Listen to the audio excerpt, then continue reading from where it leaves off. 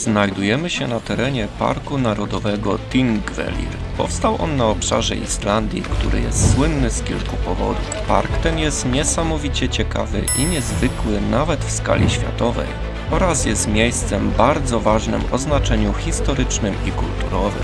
Park znajduje się na styku dwóch płyt tektonicznych, euroazjatyckiej i północnoamerykańskiej. To właśnie z tego powodu obszar ten jest bardzo aktywny sejsmicznie i wulkanicznie. Te dwie ogromne płyty tektoniczne nieustannie oddalają się od siebie. Dzieje się to z prędkością około 2,5 cm rocznie. Oczywiście nie zobaczycie dziur w ziemi, ponieważ świeże szczeliny są od razu wypełniane przez płynne materiały ziemi, a po zastygnięciu z czasem tworzą skały.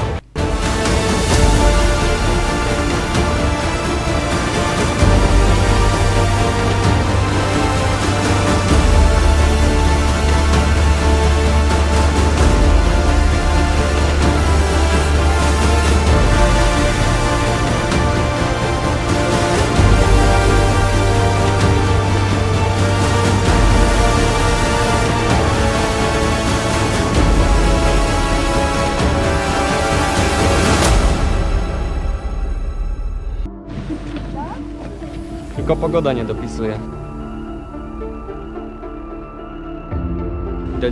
Widać dolinę całą. Także tutaj jest jeden z najstarszych kościołów Islandii. Tam pewnie będziemy szli. Środkiem między tymi płytami biegnie dolina. Ta dolina to ryft. Ryft jest terminem związany z geologią i odnosi się do szczelin powstających w efekcie rozciągania się skorupy ziemskiej. Ryft, który widzicie w tej dolinie, stanowi część grzbietu śródatlantyckiego, który ponad poziom oceanu wynurza się zaledwie w kilku punktach na całym świecie. Ścieżka spacerowa w Parku Narodowym Thingvellir wiedzie właśnie tym ryftem. Jest to bardzo ciekawe zjawisko geologiczne oraz ze względu na jego rzadkość bardzo wyjątkowe.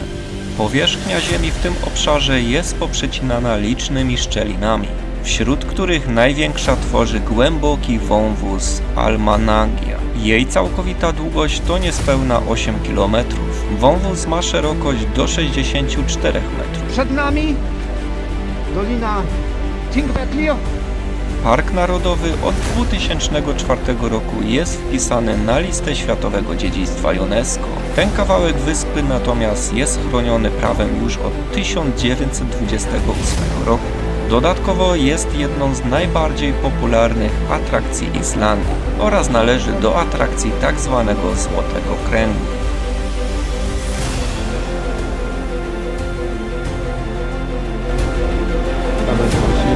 Park ten jest stosunkowo niewielki. Żeby zwiedzić go w całości, wystarczą około 2 godziny.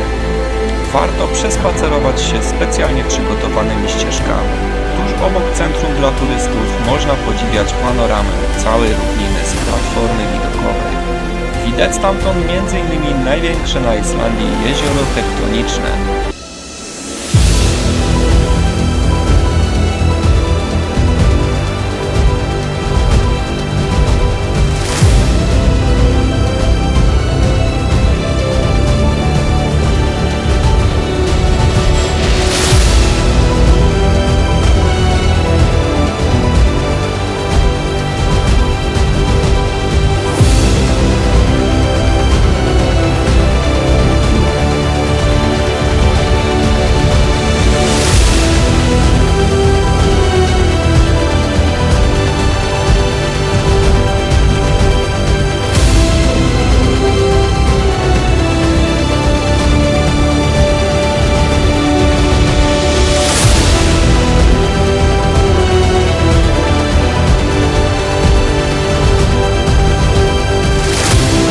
Dobra, w końcu idziemy na spacer.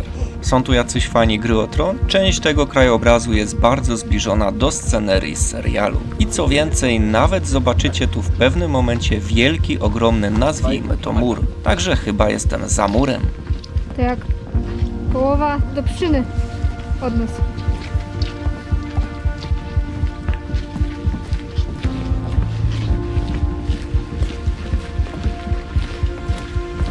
Spacerując po tej dolinie można sobie również podejść do wodospadu na rzece Oxara. Wodospad ten nazywa się Oxara Falls.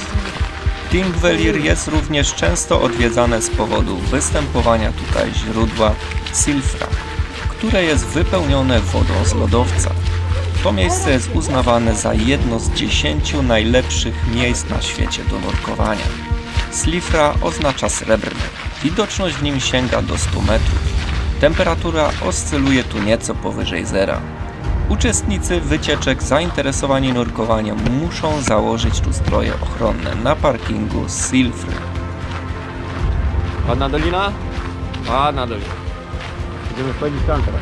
Czyli neoprenowe bluzy i rękawice, a także kombinezon i suchy skafander dla ochrony termicznej. Thingvellir jest niezwykły nie tylko pod względem przyrodniczym. Jest to również prawie najważniejsze miejsce w historii Islandii. Będziemy wchodzić tam po schodach.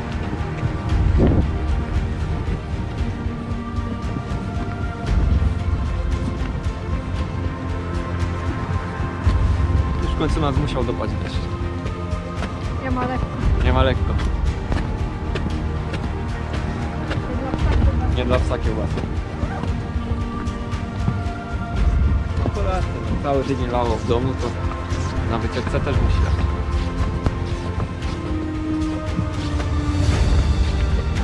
Ciekawe, czy tu coś jest w ogóle, czy tu coś widać. Wchodzimy.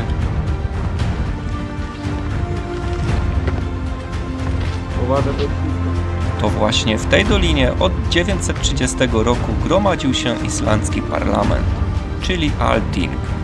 Obserwować obrady mógł każdy obywatel, ale prawo do głosu mieli tylko i wyłącznie przywódcy klanów.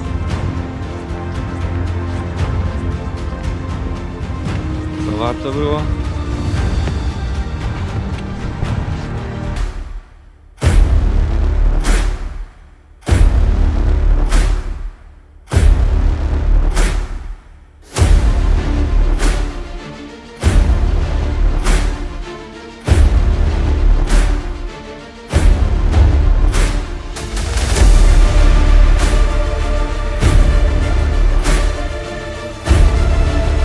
Gdzie jesteś po dolinie? Ciepło ci jest? Ciepło ci jest, deszczowo ci jest? Deszczo ci jest. I nic. Haj, masz galoty przeciwdeszczowe, nie ma galoty przeciwdeszczowe. To jest. To już by dopiero było mi ciepło. Dopiero byłoby ci ciepło. No niestety, zwiedzając Islandię nie można się obyć bez deszczu. Więc to i tak było nieuniknione. Natomiast o dziwo dość mało klapie, pada. Buty suche? U mnie też buty suche. Ale galoty już widzę, że już są mokre. Jeszcze 12 godzin w mokrych galotach, to już będzie godzin. Althing zwoływano z charakterystycznej skały, zwanej Logberg, czyli skała prawa. Z tej samej skały wygłaszano przemówienia i ogłaszano treści zasądzanych wyroków. Co, widać tu coś specjalnego?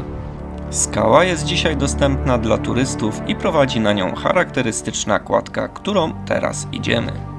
Althing zwoływany był raz do roku. Obrady najczęściej trwały przez około 2 tygodnie. W tym miejscu funkcjonował przez ponad 750 lat, aż do 1799 roku. Potem został przeniesiony do Reykjaviku.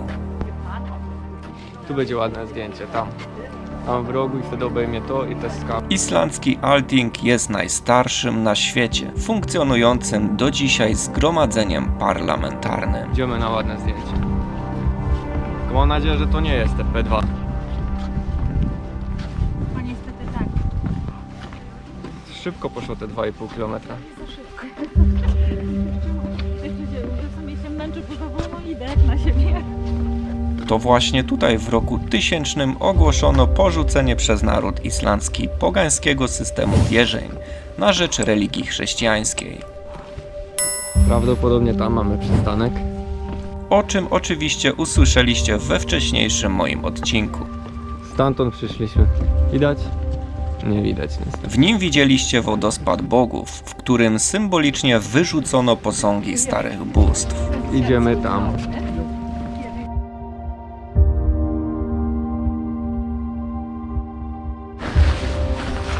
Już jesteśmy przy wodospadzie jednym. Widać go? Widać. Thingvellir ma także swój mroczny epizod. To tutaj wykonywano wyroki śmierci. Kobiety skazywano za cudzołóstwo, niemoralność czy dzieciobójstwo. Pozbawiano je życia w dość okrutny sposób. Fajnie nawala? Fajnie nawala. Malutki, ale. Tak? No. Taki zakopiański.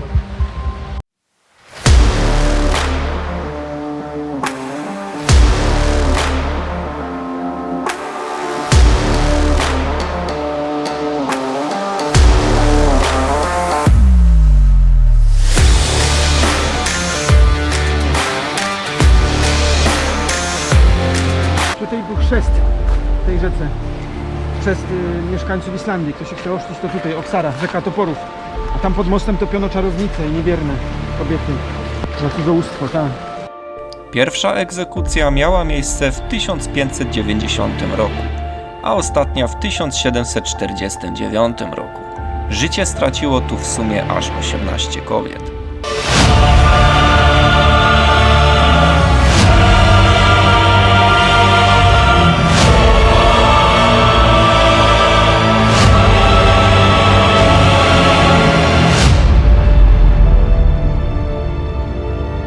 Widać?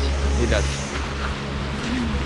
Ten most, pod którym topiono, tam go widać. Idziemy do niego.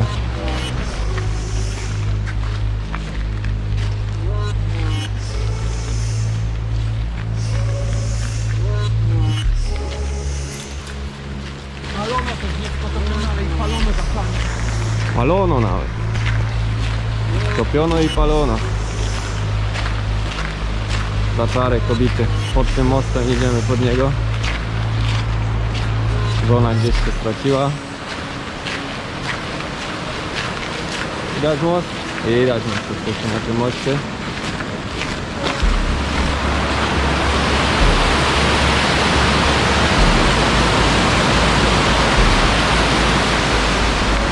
Jeszcze sobie odpalimy.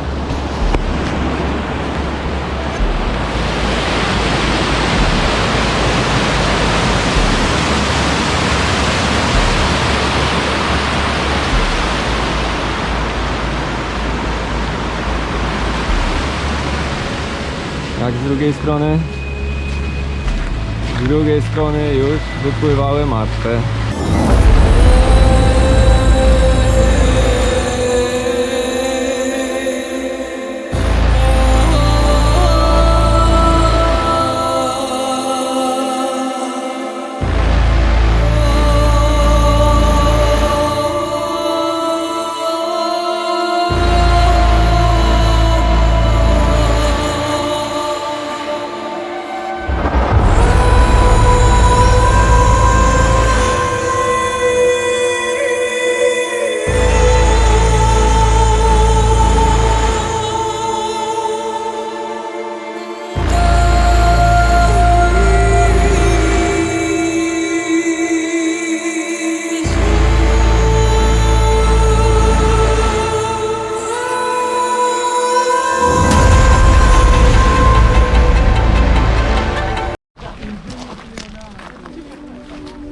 Żona została w toalecie, więc zostało mi poczekać, podsumować, bo już skończyliśmy.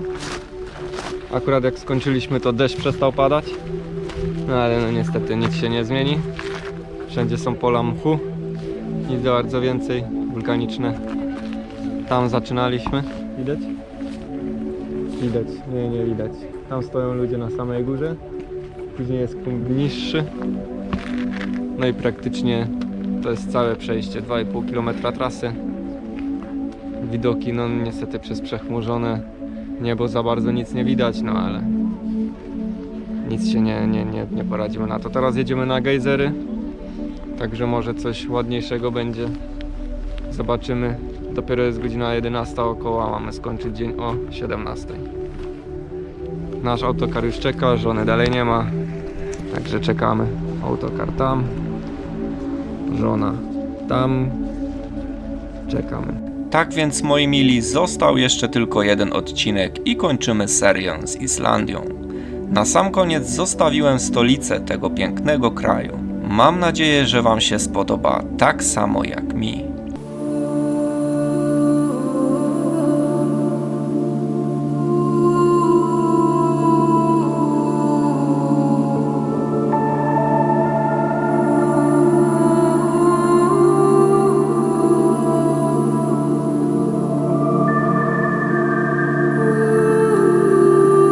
Jeżeli podobają Ci się moje filmy i chciałbyś pomóc realizować mi moje marzenia, to zapraszam do postawienia mi wirtualnej kawy.